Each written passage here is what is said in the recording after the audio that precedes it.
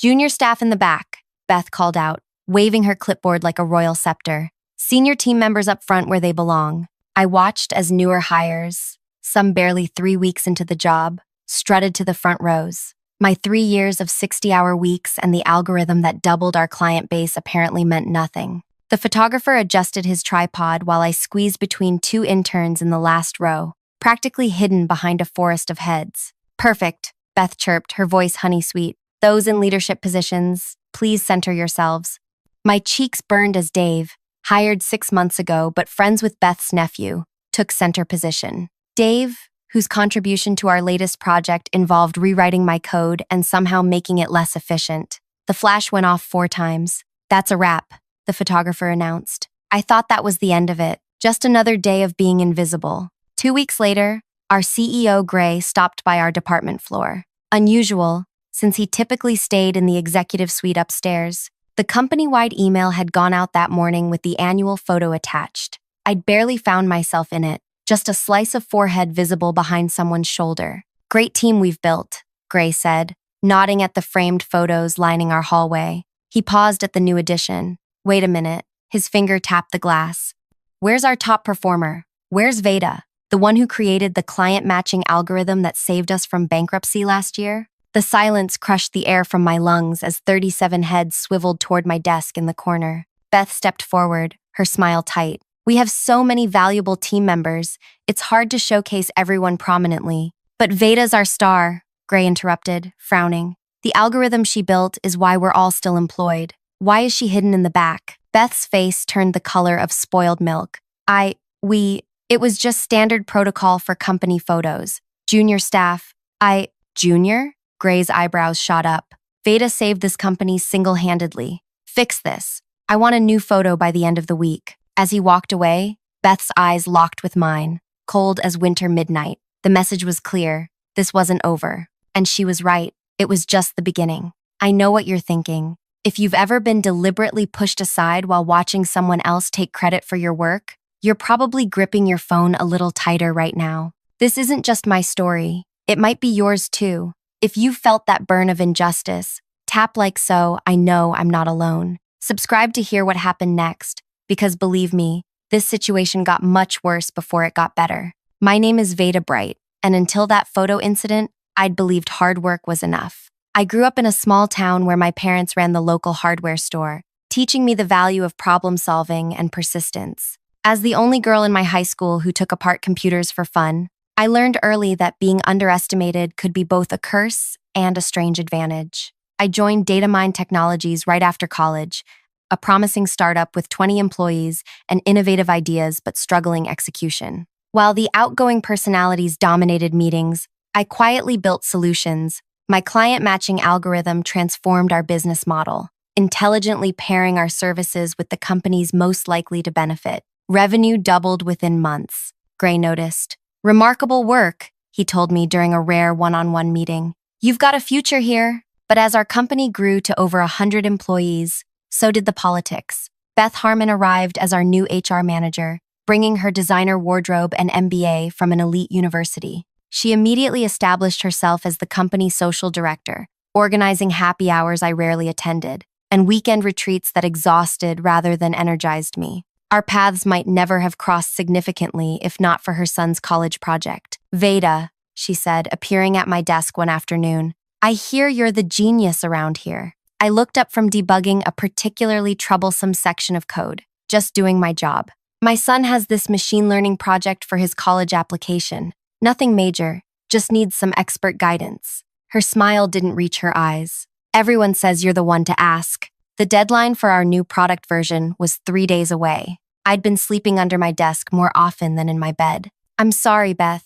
Any other time I'd be happy to help, but with the launch deadline, it would only take an hour or two, she pressed. Helping develop young talent is part of our company values, isn't it? After the launch, I promised. I'd be glad to then. She stared at me for a long moment. I see. Well, I wouldn't want to distract from your coding. The way she said it made programming sound like a childish hobby. From that day, everything changed. My name disappeared from meeting invites. Oversight, Beth claimed when I asked. The temperature in our open office meant nothing to most people who sat in the central area, but my corner desk caught a constant draft from a faulty vent. When I requested maintenance, Beth explained budget constraints meant prioritizing shared spaces. My weekly one-on-ones with my manager, Jack, became bi-weekly, then monthly, then as needed. The isolation was subtle but effective. Then came the resources. New hires received updated equipment while my requests for additional memory lingered in processing.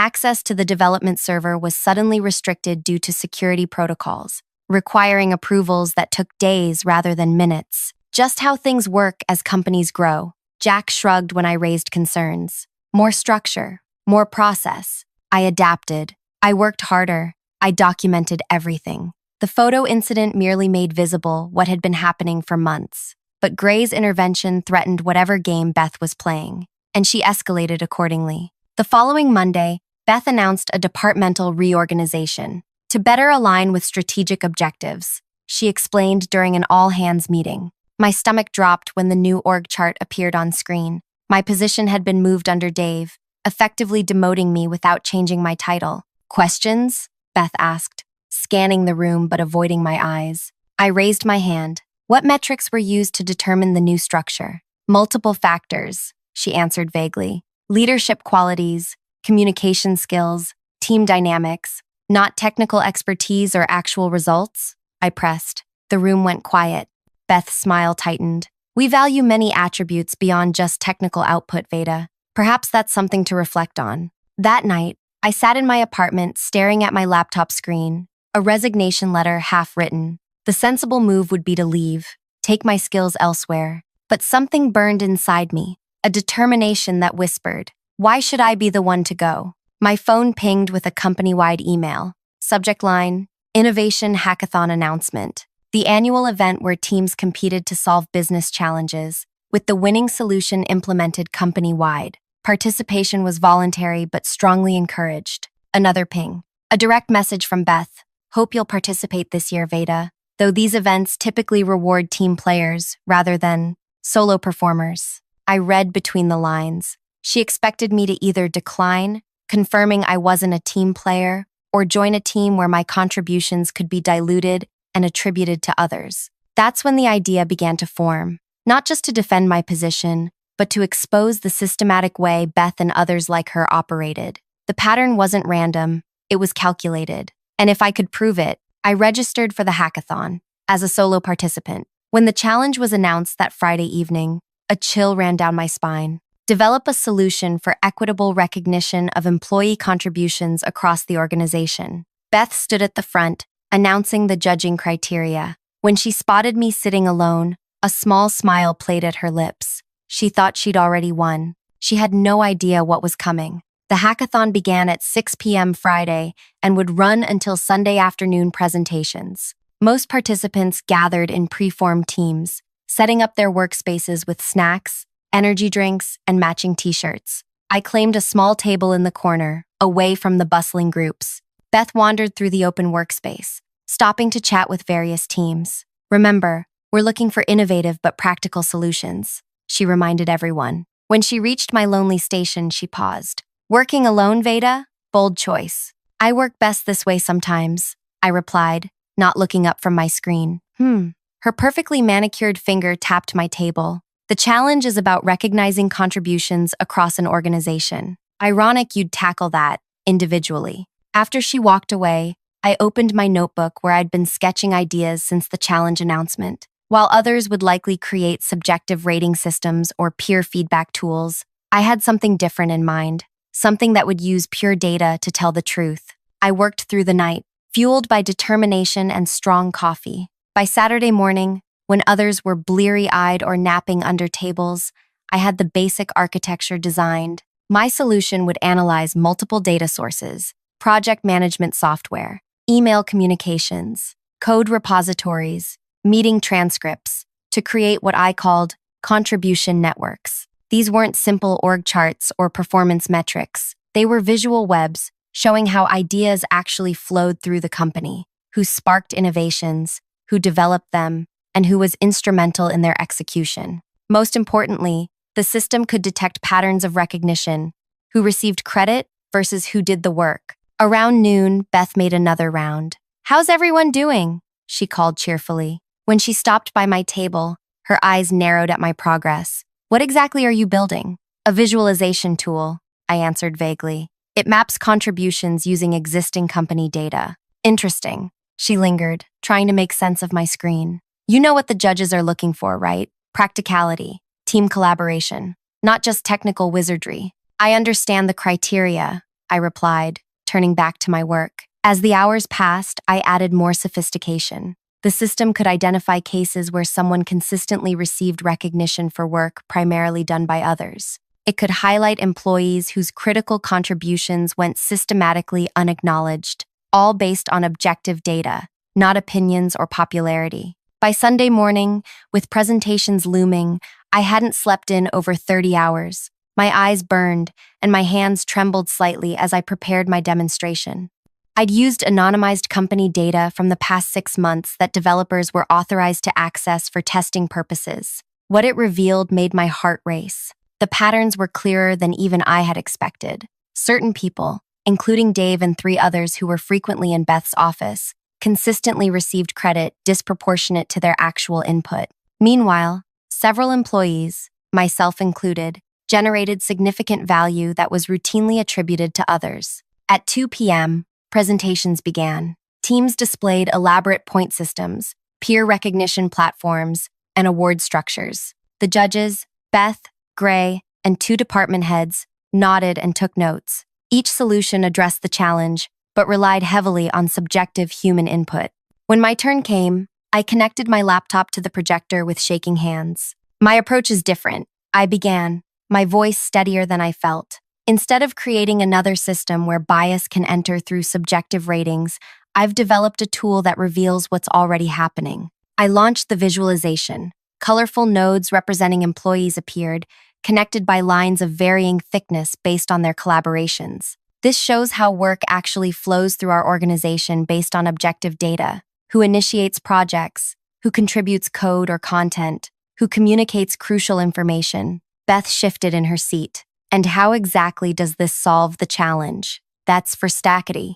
"Because it reveals invisible work patterns," I explained, clicking to the next view. "It shows whose ideas drive results, regardless of their position or visibility." I loaded the 6 months of company data. Contribution networks blossomed across the screen, with certain hubs glowing brighter than others based on their impact. My own node burned bright, connected to virtually every successful initiative of the past half year. "This is just one view," I continued, navigating through the interface. "We can examine specific projects." "This seems highly subjective," Beth interrupted. "How can an algorithm possibly measure real contribution without human judgment?" "It doesn't measure opinions," I replied calmly. "Only documented actions and outcomes. The system is completely objective." Gray leaned forward, suddenly interested. "Can you show us a specific project? The client portal redesign, perhaps?" I pulled up the data. The visualization clearly showed my contributions forming the backbone of the project, while the official recognition had flowed elsewhere. It also revealed something unexpected: a systematic pattern of certain employees being highlighted regardless of input, while others were consistently obscured despite critical contributions. "This isn't just about me," I added quietly. "It's happening to multiple people." The room fell silent. Beth's face had lost all color. "How accurate is this data?" asked Mira, our technical director and one of the judges. "Everything is sourced directly from our systems: code commits, project management tools, internal communications. The algorithm simply connects and visualizes it." Gray studied the screen, then turned to Beth. "This is illuminating. What do you think?" Beth's laugh sounded brittle. "It's certainly creative, but hardly practical. How would implementing this improve anything? It would create division, resentment. Besides, there are privacy concerns." "Actually," I interrupted, "the final version would anonymize individual data while still showing patterns. The goal isn't to shame individuals, but to make invisible work visible." Gray nodded slowly. "And to ensure recognition goes where it's earned." The tension in the room was thick enough to touch. Some team members looked uncomfortable, others intrigued. Dave stared at the floor. After all presentations concluded, the judges retreated to deliberate. I sat alone, my heart pounding. Had I gone too far? Would this backfire completely? 20 minutes later, they returned. After careful consideration, Gray announced, "We've selected our winner." He paused, scanning the room. Veda's contribution network system shows remarkable insight into our challenge. It's innovative, data-driven, and addresses the root issue, recognizing true contribution rather than merely creating another layer of subjective evaluation. The applause was scattered, uncertain. Beth's face remained frozen in a tight smile. With some modifications to protect privacy while ensuring visibility, Gray continued, "We'll begin implementing this system company-wide next quarter." Quote, as people gathered their things, Gray approached my table.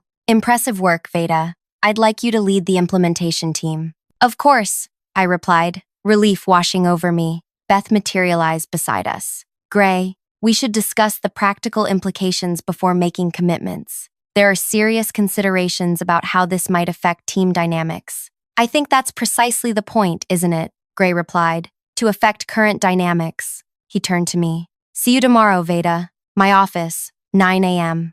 As he walked away, Beth's eyes met mine. The hatred there was raw, unfiltered. "Congratulations," she said, each syllable like ice. "You've certainly made your point." "This isn't personal," I replied quietly. "It's about fairness."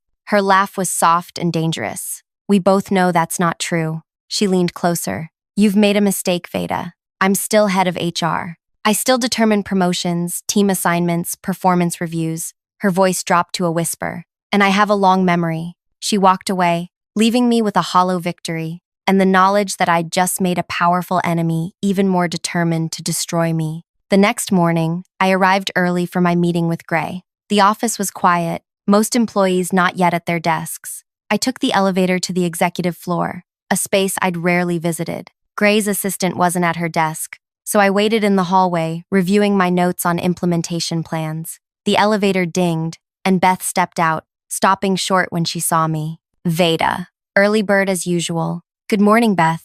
She adjusted her blazer. "I'm also meeting with Gray this morning. About your project." My stomach tightened. Of course, she'd try to undermine this before it began. "I've been thinking," she continued, her voice honey-sweet. "Perhaps we got off on the wrong foot. You're clearly talented, and I'd hate for misunderstandings to affect your career." "Misunderstandings?" "Your perception that I've treated you unfairly. It's simply not true." She sighed dramatically. "Leadership requires difficult decisions. Not everyone understands that."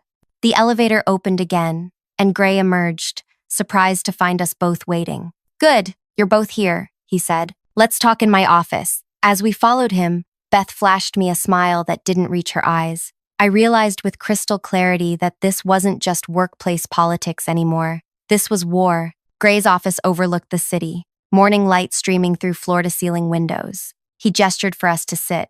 "I've been thinking about your hackathon solution, Veda," he began. "It revealed something troubling about our organization." Beth leaned forward. "If I may, Gray, while innovative, implementing such a system raises serious concerns about morale and Beth, Gray interrupted gently. "I've reviewed the data myself. The patterns are undeniable." She blinked. "What do you mean?" "I asked it to pull additional data last night. 3 years of records." He turned his monitor so we could both see. "The algorithm shows systematic patterns in how recognition and opportunity have been distributed. Patterns that don't align with actual contribution." My breath caught. I hadn't gone that far back in my analysis. "With all due respect," Beth said, her voice tight, "algorithms can be flawed. They lack human nuance."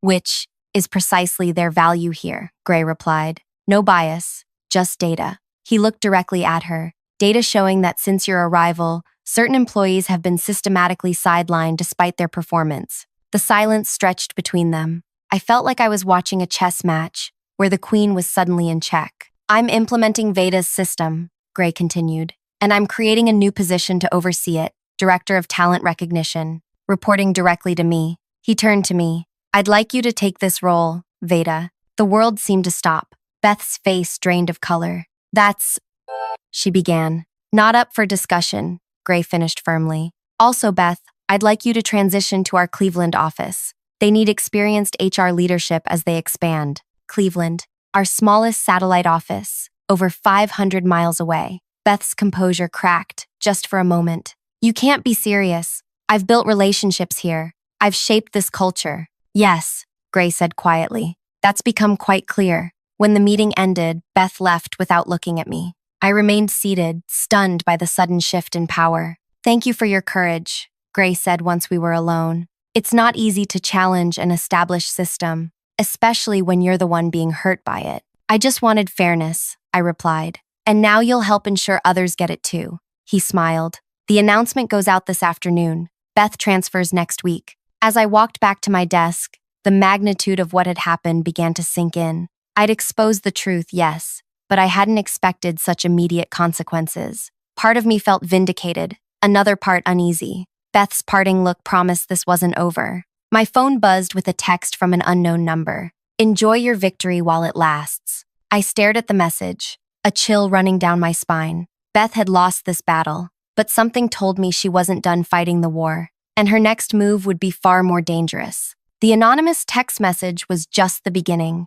Over the next week, as news of my promotion and Beth's transfer spread through the company, I received 3 more messages from different unknown numbers, each more disturbing than the last. Some victories are short-lived. Smart people know when to quit. Data can be manipulated. So can people. I changed my phone number and threw myself into my new role. Gray gave me a small team and resources to implement the contribution network system, company-wide. For the first time in years, I felt valued, my work recognized. Beth cleaned out her office on Friday. I deliberately stayed late coding to avoid any confrontation. When I finally emerged around 9 that evening, the office was empty except for the cleaning staff. Beth's office door stood open, the room stripped bare except for standard furniture. As I passed, something made me pause. A small white envelope lay on the desk, my name handwritten on the front. Against my better judgment, I entered and picked it up. Inside was a simple note card with 5 words.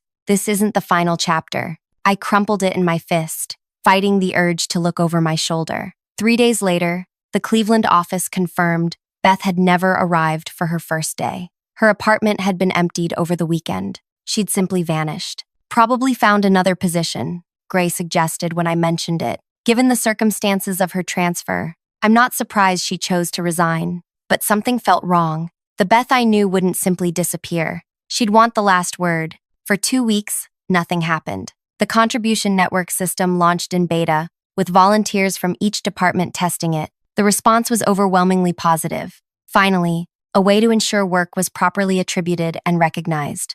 Then the whispers started. First, it was just Madison from accounting stopping me in the break room. Hey, Veda, is it true you dated Gray before joining the company? What? No, I've never… Sorry, she said quickly. Just something I heard. The next day, 2 developers were discussing project timelines when I approached. They fell silent, exchanging glances before changing the subject entirely. By week's end, I noticed people avoiding eye contact in the hallways. Conversations stopped when I entered rooms. Even my new team seemed uncomfortable in our meetings. Jack, my former manager, finally pulled me aside after a particularly awkward project review. Look, Veda, as your friend, you should know what's being said. My stomach clenched. What exactly is being said? He lowered his voice. That you and Gray had a relationship. That your promotion wasn't about your talent, but about personal connection. That the whole hackathon thing was orchestrated to push Beth out because she knew about it. The room seemed to tilt sideways. That's completely false. I know that, Jack said quickly. But these rumors are everywhere. Even clients are asking questions. Where did this start? Jack shrugged. No one knows exactly. Anonymous comments in the company suggestion box. Then emails from unknown accounts to department heads with evidence. Old photos of you and Gray supposedly at the same restaurants before you were hired. Text message screenshots. All fabricated, I said, my voice shaking with anger. I never even met Gray before my interview. I believe you, but damage control might be necessary. The next morning, I went straight to Gray's office. His assistant gave me a strange look as I entered. We have a problem, I began, closing the door behind me. Gray's expression was grim. I was about to call you. You've heard the rumors? Yes,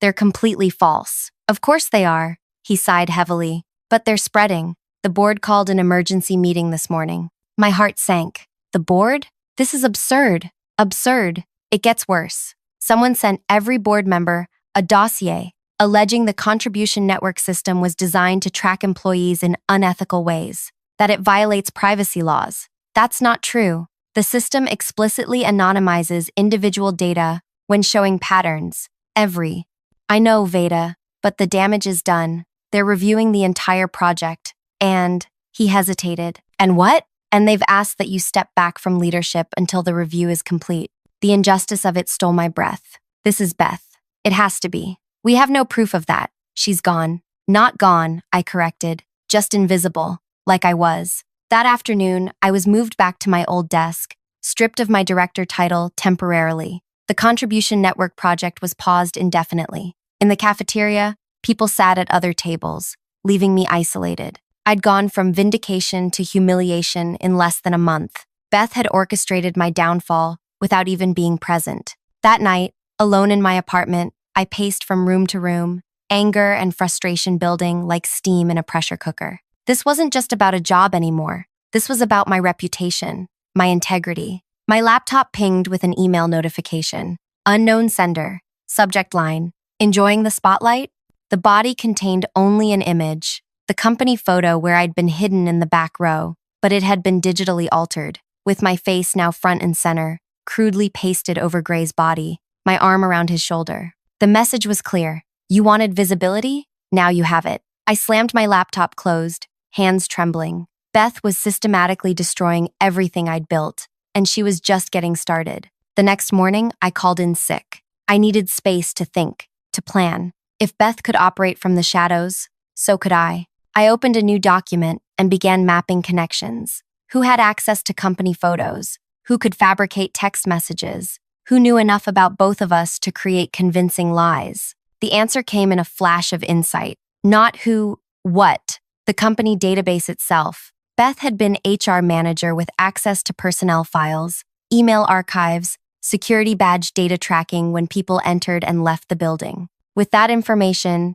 she could construct a false narrative placing Gray and me at the same locations, manipulate timestamps, create a history that never existed. My phone rang Mira, the technical director who'd been one of the hackathon judges. Veda, are you okay? You're never sick. I'm fine. Just needed a day. Listen, she said, her voice low. Something strange is happening. IT reported unusual access patterns in our personnel database last month. Someone downloaded massive amounts of data using Beth's credentials, but the timing doesn't make sense. In meetings when the access occurred, my pulse quickened. Her account was compromised? Or she gave someone else access? Either way, the board is asking questions about data security now, on top of everything else. I sat up straighter. That's it. That's how she's doing this. She's using company data to construct these false narratives. Maybe. But without proof, it's just another theory. Proof. I needed proof. Mira, does the system log external IP addresses when someone accesses the database remotely? Of course. Standard security protocol. Could you send me those logs? Just for the unusual access patterns you mentioned? She hesitated. That's not exactly authorized, especially with you temporarily removed from leadership. I know, but if I'm right, Beth is systematically manipulating information to discredit both me and the contribution network system. The system that would have exposed exactly this kind of behavior. Silence stretched between us. I'll see what I can do, she finally said. But Veda, be careful. Whoever's doing this is dangerous. By that evening, Mira had sent me the logs. The unauthorized access came from an IP address in a small town 30 miles away, far enough from the city to be inconspicuous, close enough to stay connected to company gossip. I searched property records for the area, no Beth Harmon listed, but there was a rental agreement for a small lakeside cabin, signed by Robert Harmon, her brother. The pieces clicked into place. I drove out the next morning, telling myself I was just gathering information. The cabin sat at the end of a dirt road, partially hidden by pine trees. A silver sedan was parked outside, not Beth's usual car. From a distance, I watched through binoculars as a man, presumably Robert, left carrying grocery bags. Once he drove away, I approached the cabin cautiously. Through the window, I could see a desk set up with multiple monitors, and there, moving between them, was Beth. She looked different, hair cut short, dyed dark, but it was unmistakably her. typing furiously at a computer where the screen displayed what looked like our company intranet. I snapped photos with my phone, heart pounding. Then I retreated to my car and called Mira. I found her. She's living under the radar, still accessing our system somehow. That's disturbing. What are you going to do? A plan was forming in my mind, not just to clear my name, but to ensure Beth could never do this to anyone again. First, I need to understand exactly how she's manipulating the data. Can you check if there's unusual activity in the network traffic analysis logs? I'll check. But Veda, you should tell Gray about this. Not yet. Beth has been careful to stay one step ahead. If we move too soon, she'll disappear again and continue the damage from somewhere else. Over the next week, working remotely, I built a parallel version of the contribution network system, one designed to track not just work contributions, but data manipulation. Who accessed what information, when, and what changes were made. Mira provided me with network logs showing Beth was using her brother's credentials. NSU, he worked in facilities management with limited system access, combined with backdoor access points she'd created before. Leaving. My trap was simple but effective. I created a shadow dataset, a fake treasure trove of manipulatable information about me, Gray, and several board members. Information that would be irresistible to someone looking to create more damaging rumors. Then I worked with Mira to place it in a seemingly secure but actually monitored section of the database. Anyone accessing it would trigger an invisible trace, marking every piece of data they touched with an undetectable watermark. The honeypot is set, Mira confirmed 3 days later. Now, we wait. We didn't wait long. That weekend, the trap was triggered. Someone had accessed the shadow dataset using Robert's credentials, downloading personnel files, email archives, and calendar data. Got her, I whispered, watching the trace activate. Monday morning, I returned to the office, head held high despite the whispers and stares. In the afternoon, new rumors began circulating, this time about Gray having hidden financial connections to board members, explaining why they'd supported his inappropriate relationship with me. I smiled grimly. Beth had taken the bait, using the watermark data to construct her newest attack. I messaged Mira. It's time. The emergency board meeting was called for Wednesday morning. I wasn't invited, but Gray insisted I attend. When I walked into the boardroom, 8 pairs of eyes turned to me, with expressions ranging from skepticism to outright hostility. Miss Bright, the board chair began. Given the circumstances, your presence here is unusual. I understand, I replied calmly, but what I'm about to show you affects everyone in this room. Gray nodded for me to continue. I connected my laptop to the display system. For the past month, this company has been under attack from within. Not a technical attack, but an informational one.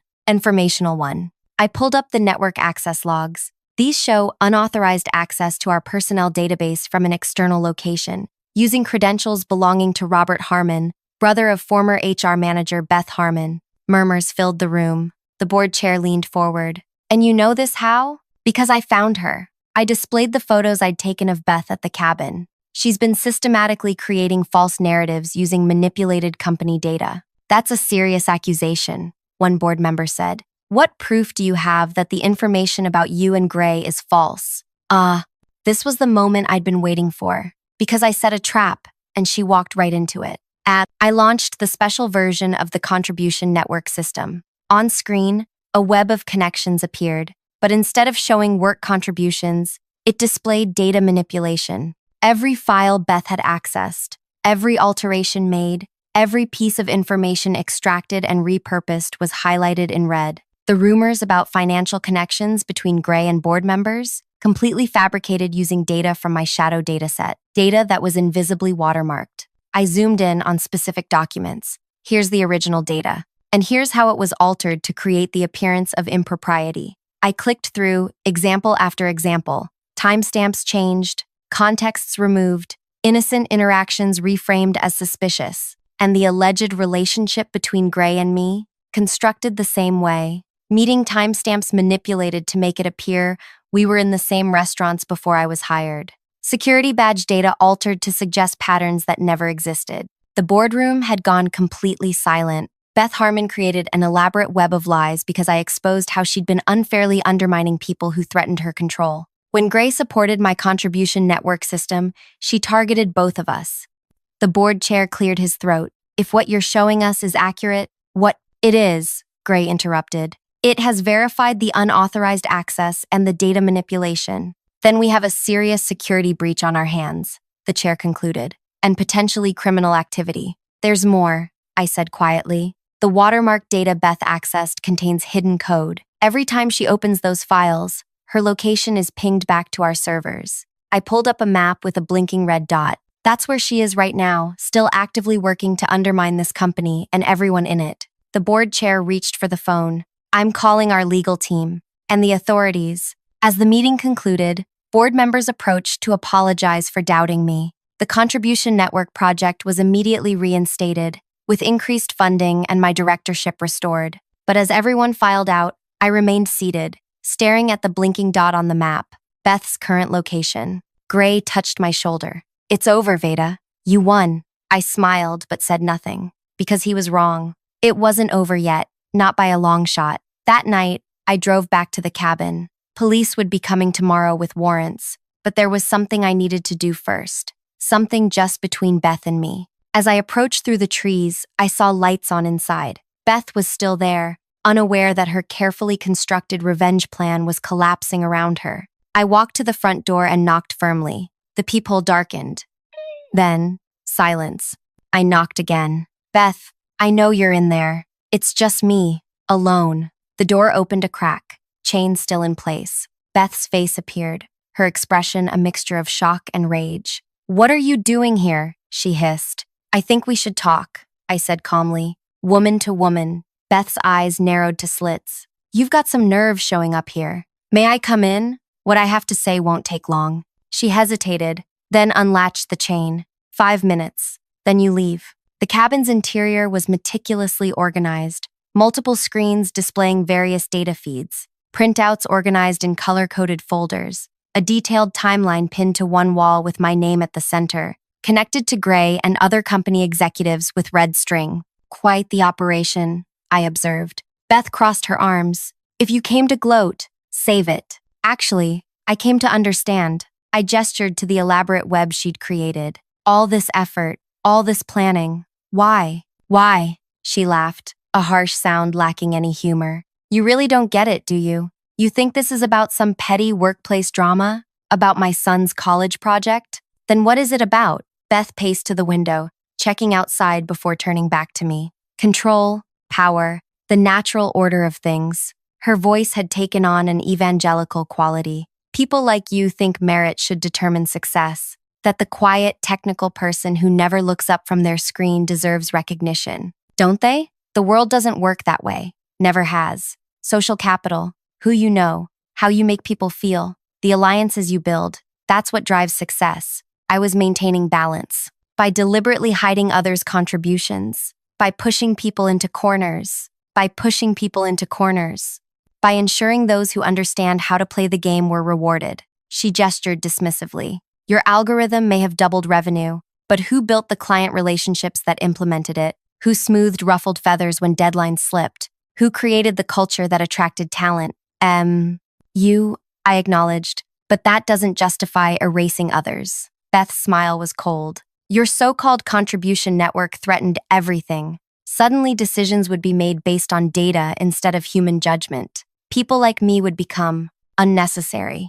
The realization hit me. You weren't targeting me specifically. You were fighting for survival. Finally, she gets it. Beth sank into her desk chair. When Gray chose your system over my expertise, he declared war on the entire social structure I'd built. And your response was to fabricate rumors, manipulate data, and try to destroy both our reputations? I did what was necessary. I nodded slowly, taking in the room again, the evidence of her obsession, the lengths she'd gone to maintain her version of control. I have something to show you, I said, pulling out my phone. I opened an app and turned the screen toward her. Beth squinted. What am I looking at? A live feed of the Contribution Network. The board reinstated it this morning. Full implementation across all departments. Her face drained of color. They did. Your attacks backfired, Beth. Every rumor you spread, every piece of data you manipulated, strengthened their conviction that we needed a more objective system. I swiped to another screen. And this is the special version I built to track data manipulation. The one that watermarked the files you accessed and pinged your location back to our servers. For the first time, uncertainty flickered across her face. You're bluffing. The board has seen everything. So has legal. And the authorities. I checked my watch.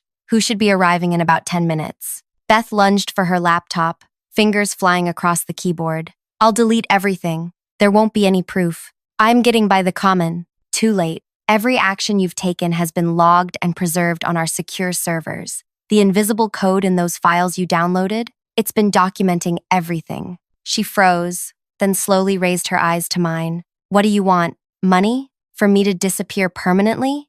I want you to understand something. I moved closer, my voice steady and clear. This isn't about you versus me. It never was. It's about fairness, transparency, making sure people's work is recognized, regardless of who they are or how they play office politics. Noble sentiments, she sneered. So why come here alone? Why not wait for the police? I smiled. Because I wanted you to hear this from me directly. I leaned in closer. You were right about one thing. Visibility matters. But you used yours to hide others. I'm using mine to make sure no one can hide again. Outside, the crunch of tires on gravel broke the silence. Car doors slammed. That would be the authorities, I said calmly. Beth's composure cracked completely. You little. Before they come in, I have one question. All those times you pushed me into the corner, hid my contributions, isolated me from the team. Did you ever consider I might be learning, watching, that everything you did to diminish me was actually preparing me for this moment? A knock at the door interrupted her response. This isn't over, Beth hissed. Actually, it is. I walked to the door and opened it, revealing 2 police officers and Gray. Beth Harmon? One officer asked. We have a warrant for your arrest on charges of computer fraud, identity theft, and corporate espionage. As they led her out, Beth locked eyes with me one final time. No words were necessary. Her glare said everything. Gray stepped inside, surveying the elaborate setup. My God, she was more obsessed than we realized. It was never personal for me, I said quietly, but it was entirely personal for her. 3 months later, Beth pleaded guilty to reduced charges in exchange for cooperation. The story made headlines in tech industry publications. HR manager's revenge plot exposes workplace recognition flaws. HR manager's revenge plot. Our contribution network system became the company's most valuable asset, not just for internal use, but as a product we now license to other organizations. Gray promoted me to Chief Innovation Officer, with a team of 20 reporting directly to me. On the anniversary of the company photo incident, we gathered for a new picture. This time, everyone stood mixed together. No front row for executives, no back row for junior staff. As the photographer prepared to shoot, Gray called out, "Wait, where's our CIO?" I stepped forward from where I'd been helping arrange people, and a space opened in the center of the group. "Right where she belongs," someone called out, and laughter rippled through the crowd. As the flash went off, I wasn't thinking about Beth, or vindication, or even justice. I was thinking about all the quiet contributors and companies everywhere who might finally become visible because of what we'd built. Later that day, I passed the wall where our company milestones were displayed. The newest addition was a framed article about our contribution network system being adopted by major tech firms worldwide. Beneath it hung our new company photo, everyone visible, everyone valued. My phone pinged with a message from an unknown number. For a second, my heart raced, old fears resurfacing. But when I opened it, I found only a single line. Your story gave me courage to speak up at my company. Thank you. I smiled, took a screenshot, and pinned it to the top of my personal board. Because in the end, true revenge wasn't about destroying Beth. It was about building something she could never tear down. If this story resonated with you, if you've ever felt invisible or had your contributions overlooked, I hope it gives you courage. Sometimes the person pushed to the back row is exactly the one who should be leading. Tap like if you've ever been underestimated. Subscribe for more stories of resilience, and comment about a time when you stood up for yourself. Remember, the most powerful response to being made invisible isn't revenge. It's becoming impossible to ignore.